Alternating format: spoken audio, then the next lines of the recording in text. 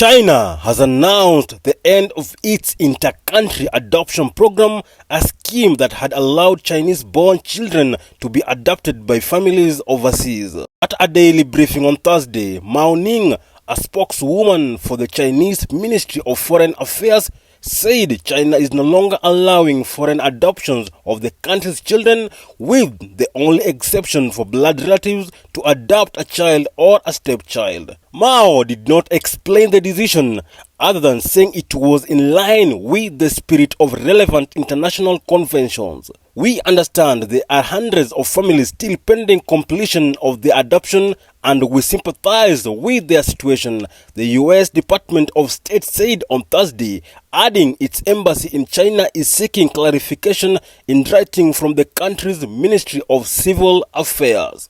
In a phone call with the U.S. diplomats in China, Beijing said it will not continue to process cases at any stage other than those cases covered by the exception clause.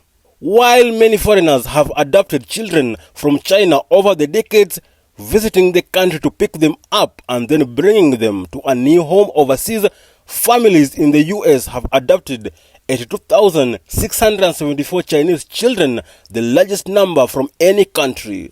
Between October 2022 and September 2023, 16 visas were issued by a U.S. consulate for adoptions from China, making the first such issuances in more than 2 years, the State Department report said. It was not clear if more visas had been issued since then. China suspended international adoptions during the COVID-19 pandemic.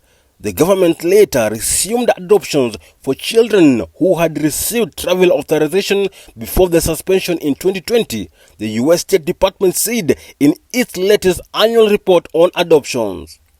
Other countries have also recently taken action on international adoption.